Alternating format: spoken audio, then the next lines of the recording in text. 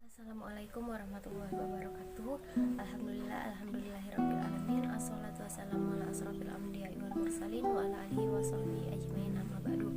Yang terhormat dosen pengampu Dr. Andes Haji Mutawali MPDI serta asisten dosen Muhammad Riyosales SPD.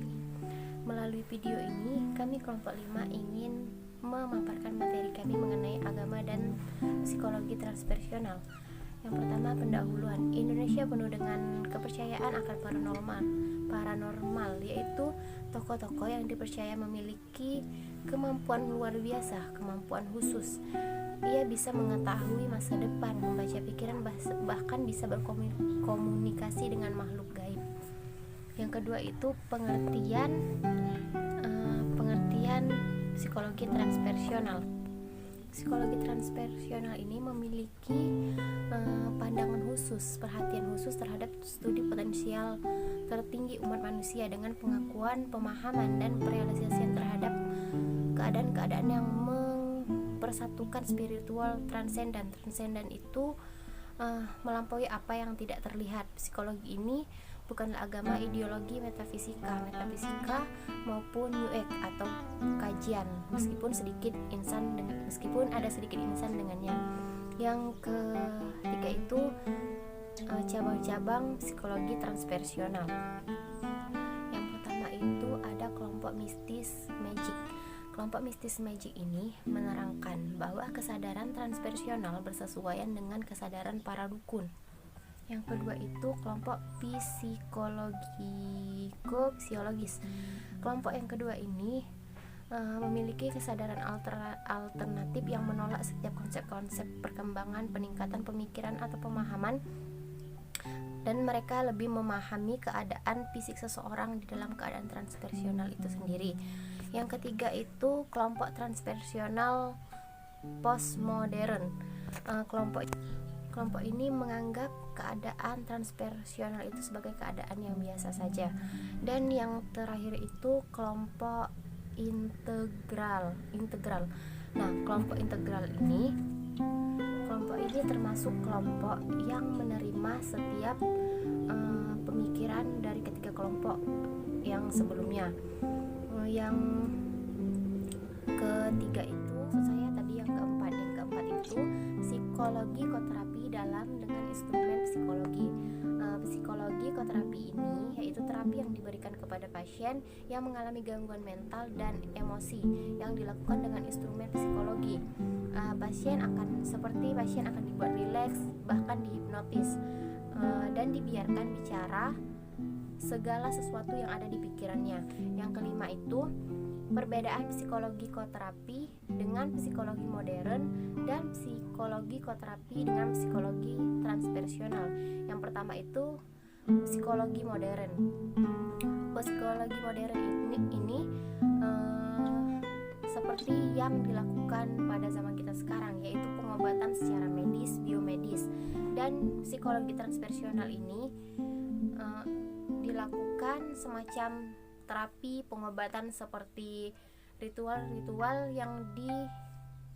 yang dijalankan dalam tradisi-tradisi keagamaan. Baik, itulah penerangan dari saya. Selanjutnya materi kami akan dilanjutkan oleh rekan saya Muhammad Restu Pratama.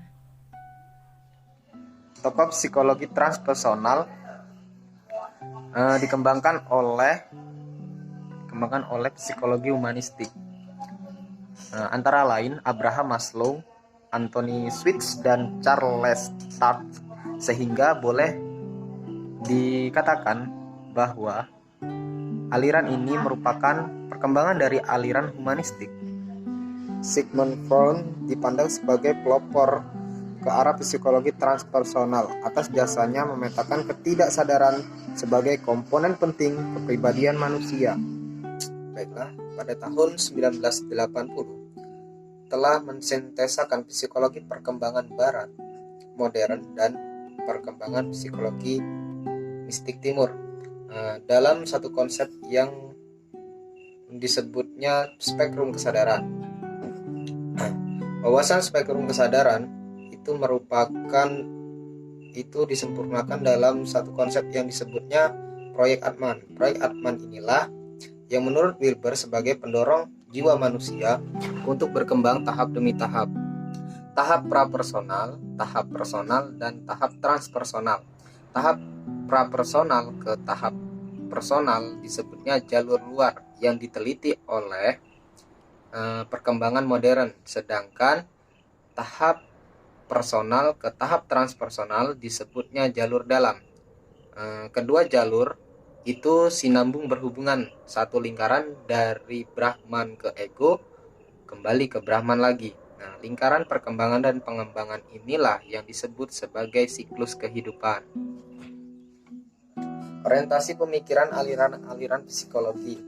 Strukturalisme orientasinya struktur kesadaran, fungsionalisme orientasinya fungsi atau cara bekerja kesadaran, behaviorisme orientasinya pola stimulus respons, psikologi konalisis orientasinya dunia kesadaran, psikologi humanistik orientasinya kesadaran dan totalitasnya, psikologi kognitif orientasinya korelasi kesadaran dan fungsi kognitif.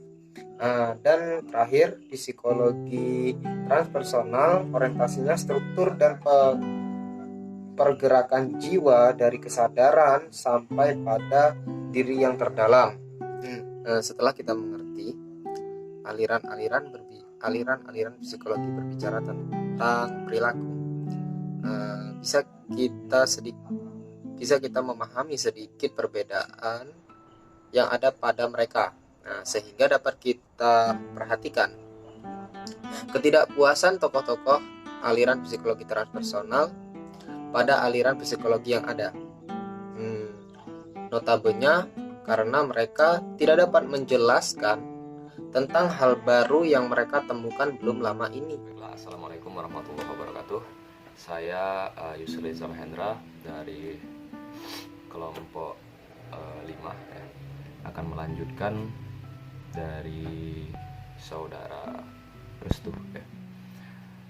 Pertanyaannya mengenai bagaimana tanggapan Anda mengenai hal-hal yang gaib di luar nalar, non ilmiah, tahayul-tahayul, seperti berbicara dengan jin saat orang kesurupan dan kebal terhadap benda tajam.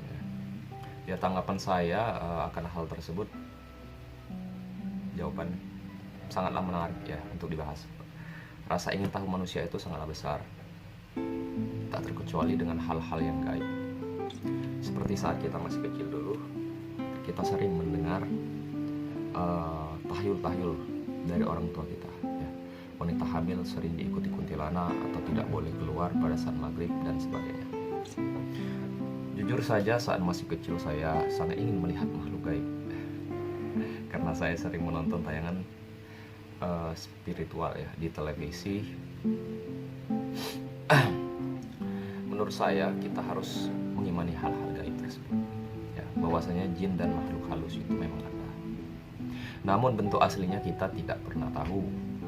Mereka hanya menjelma seperti menjadi pocong, kuntilanak, genderuwo. Ya. Coba kita pikirkan ya, kenapa di luar negeri tidak ada pocong, kuntilanak? Karena mereka menjelma mengikuti budaya manusia yang ada di lingkungan tersebut.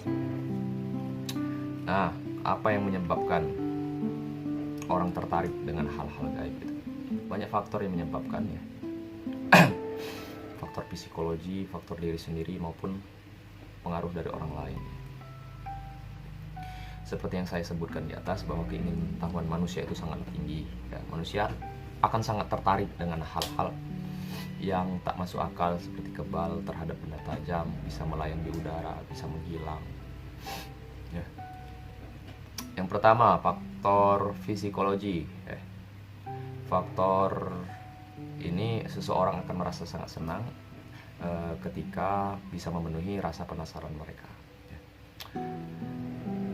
ya.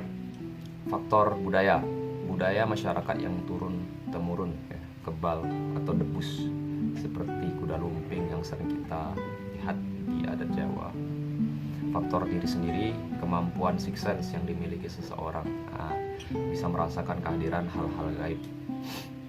Jadi orang-orang yang seperti itu biasanya lebih terdorong akan hal-hal gaib ya.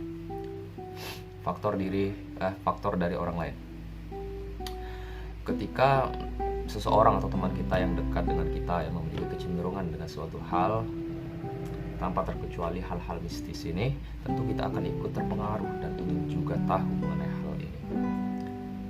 Jadi ada 4 faktor itu ya.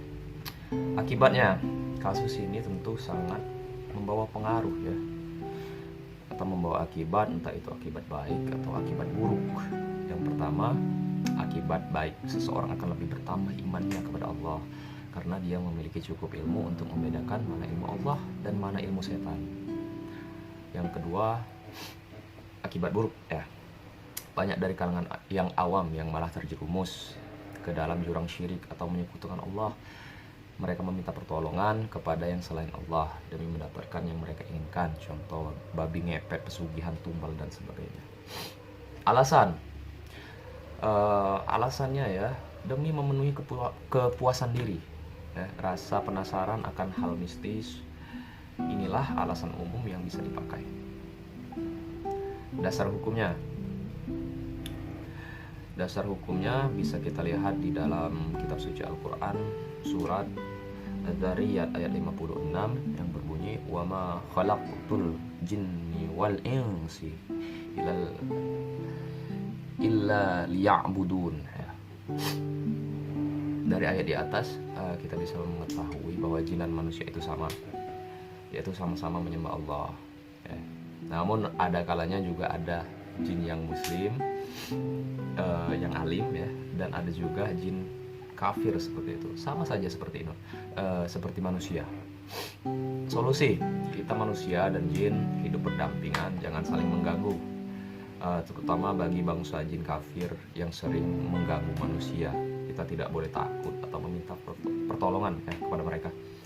Harus ada yang mengedukasi masyarakat. Bisa kita mulai dari diri kita sendiri. Kesimpulan dari pembahasan tadi, kita dapat menyimpulkan bahwa memang ada dan kita harus mengimani mereka ya, seperti yang sudah tertulis di dalam kitab suci Al-Quran kita. Dan tentu saja kita harus belajar menambah ilmu, wawasan, supaya kita tidak terjerumus ke dalam hal yang tidak diridhoi Allah seperti syirik. Bisa membedakan mana yang benar dan mana yang salah. Baik, seseorang bisa merasakan kehadiran hal-hal gaib. Jadi orang-orang yang seperti itu biasanya lebih terdorong akan hal-hal gaib ya. Faktor dari orang lain. Ketika seseorang atau teman kita yang dekat dengan kita yang memiliki kecenderungan dengan suatu hal, tanpa terkecuali hal-hal mistis ini, tentu kita akan ikut terpengaruh dan ingin juga tahu mengenai hal ini. Jadi ada 4 faktor itu ya. Akibatnya, kasus ini tentu sangat membawa pengaruh ya, atau membawa akibat, entah itu akibat baik atau akibat buruk. Yang pertama, akibat baik, seseorang akan lebih bertambah imannya kepada Allah karena dia memiliki cukup ilmu untuk membedakan mana ilmu Allah dan mana ilmu setan. Yang kedua, akibat buruk ya, banyak dari kalangan yang awam yang malah terjerumus ke dalam jurang syirik atau menyekutukan Allah. Mereka meminta pertolongan kepada yang selain Allah demi mendapatkan yang mereka inginkan, contoh babi ngepet, pesugihan, tumbal dan sebagainya. Alasannya ya, demi memenuhi kepuasan diri ya, rasa penasaran akan hal mistis. Inilah alasan umum yang bisa dipakai. Dasar hukumnya bisa kita lihat di dalam kitab suci Al-Quran, surat Adz-Dzariyat ayat 56 yang berbunyi, wa ma khalaqtul jinni wal insi illa liya'budun ya. Dari ayat di atas kita bisa mengetahui bahwa jin dan manusia itu sama, yaitu sama-sama menyembah Allah ya. Namun ada kalanya juga ada jin yang muslim, yang alim ya, dan ada juga jin kafir seperti itu. Sama saja seperti itu, seperti manusia. Solusi, kita manusia dan jin hidup berdampingan, jangan saling mengganggu, terutama bagi bangsa jin kafir yang sering mengganggu manusia. Kita tidak boleh takut atau meminta pertolongan kepada mereka. Harus ada yang mengedukasi masyarakat. Bisa kita mulai dari diri kita sendiri. Kesimpulan dari pembahasan tadi, kita dapat menyimpulkan bahwa memang ada dan kita harus mengimani mereka, seperti yang sudah tertulis di dalam kitab suci Al-Quran kita. Dan tentu saja kita harus belajar menambah ilmu, wawasan, supaya kita tidak terjerumus ke dalam hal yang tidak diridhoi Allah, seperti syirik. Bisa membedakan mana yang benar dan mana yang salah.